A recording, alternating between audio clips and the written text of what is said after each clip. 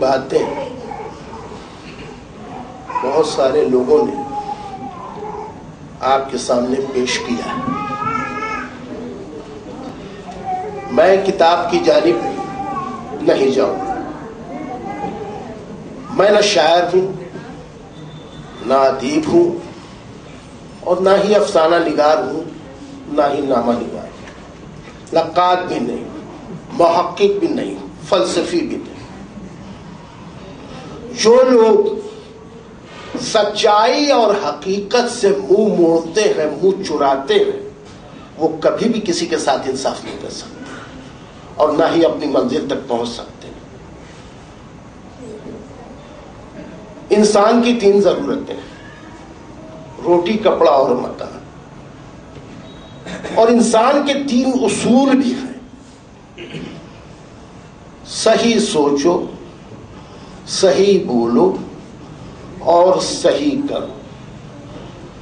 ऐसा नहीं है कि हम 21वीं सदी में दाखिल हो गए तो मुआशरे में, समाज में कोई परेशानी नहीं है, समाज किसी भी मसाइल से दो चार नहीं है।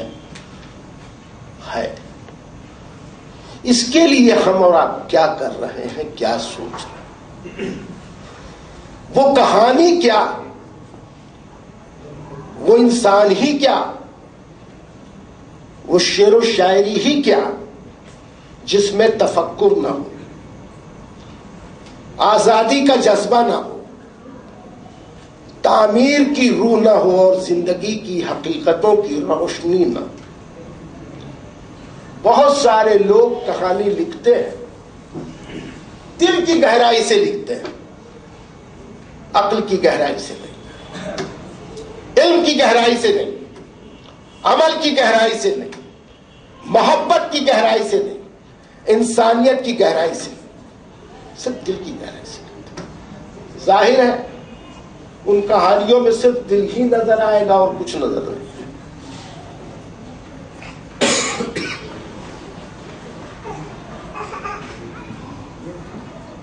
नजर बचा के गुजरते हो तो गुजर जाओ, मैं आईना हूं, मेरी अपनी जिम्मेदारी। भाई मेरा ख्याल मुख्तलिफ है। हमने ये किताब पढ़ी नहीं, कोई भी किताब हमने नहीं पढ़ी, हमें कहानी से कोई दिलचस्पी नहीं। हमारी कोशिश तो ये रहती है जो कुछ भी लिखे, जो कुछ भी बोले वो हमारा अपना हो, किसी और का ना, तो हमारी कोशिश रहती है। आपको एक बात बता दूं, अमिताभ बच्चन आज के डेट में सुपरस्टार है। ख्वाजा अहमद अब्बास ने अमिताभ बच्चन और छप्पन का इंटरव्यू एक ही दिन एक ही जगह लिया। ये आप लोगों को जानकारी नहीं है। फैसला मेरे हक में गया।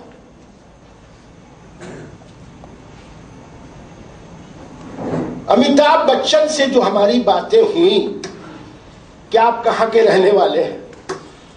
मैंने कहा कि मैं इलाहाबाद का रहने वाला हूं, पैदाइश जमशेदपुर की।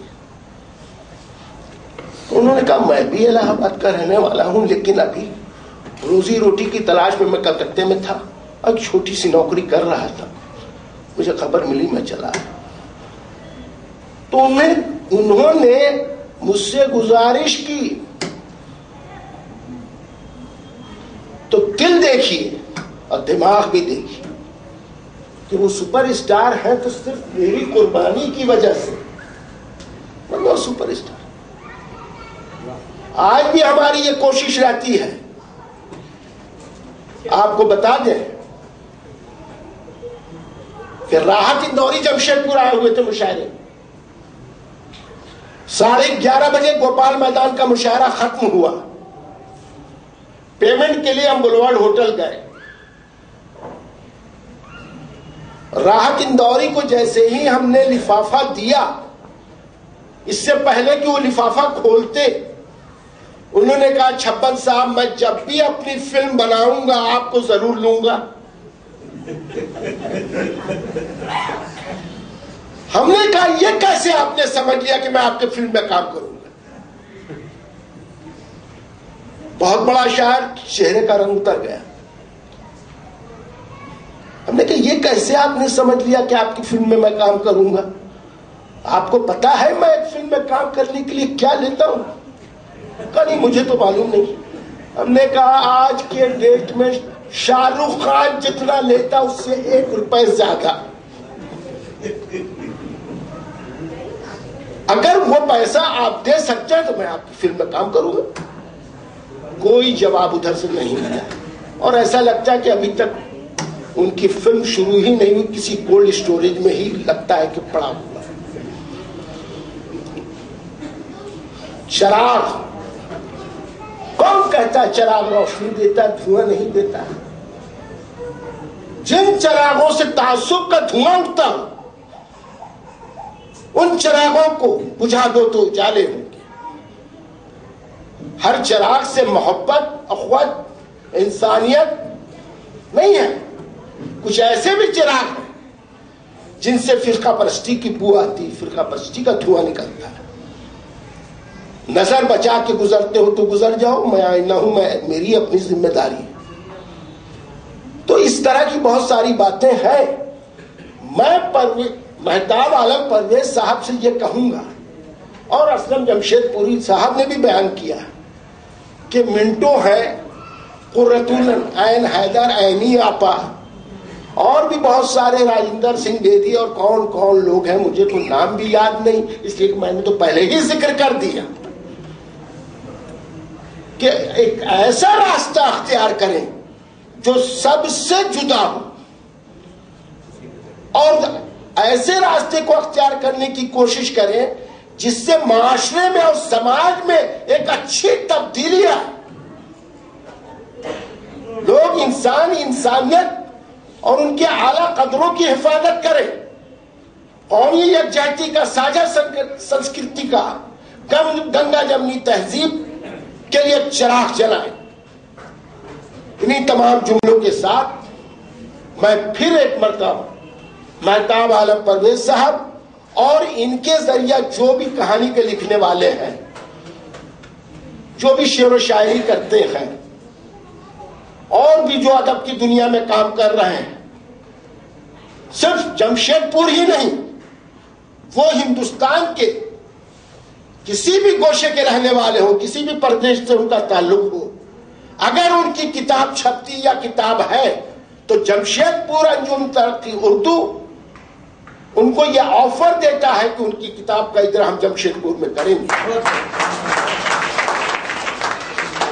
अभी 3 दिन पहले जनाब सुल्तान अख्तर साहब से बात हो रही थी, वो फरवरी में, हो सकता है 5-10 दिन के बाद पाकिस्तान जा रहे हैं। तो हमने कहा आपके एजाज में हम एक प्रोग्राम करना चाहते हैं, आप जमशेदपुर तशरीफ लाइए, जमाना हो गया, जमशेदपुर तशरीफ लाइए।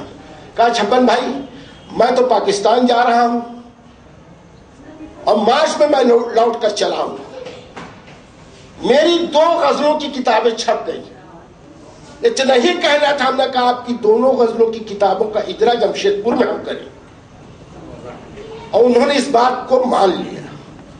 ये आपकी जानकारी के लिए, वो कहीं का भी हो, जब आप जैसे मददगार हमारे साथ कदम से कदम मिलाकर चल रहे हैं तो इस काम को अंजाम दिया जा सकता है, कोई दिक्कत नहीं है। एक इंतजार हुसैन साहब क्या फरमाते हैं, इस पर भी जरा ध्यान रखना है। मुलाकात अभी बैनुल अक़वामी सेमिनार ऐवान गालिब में मुलाकात हुई थी, फैज की बेटी भी आई हुई थी, मुनीजा हाशमी साहबा, किश्वर नाहिद साहबा, सारे लोग आए हुए, मुलाकात हुई।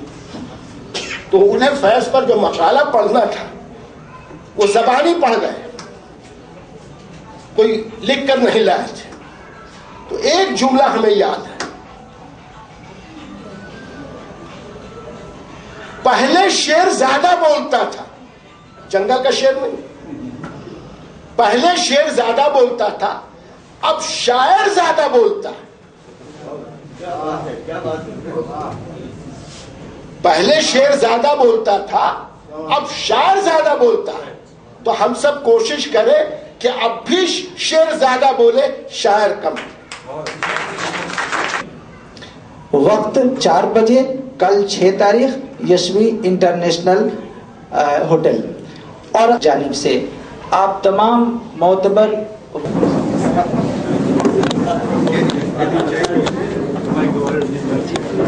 हजरात चाय ज़रूर कबूल फरमाएं, चाय का इंतज़ाम है और तभी जाएंगे। नाश्ता भी लें और चाय, बिस्किट है, चाय है।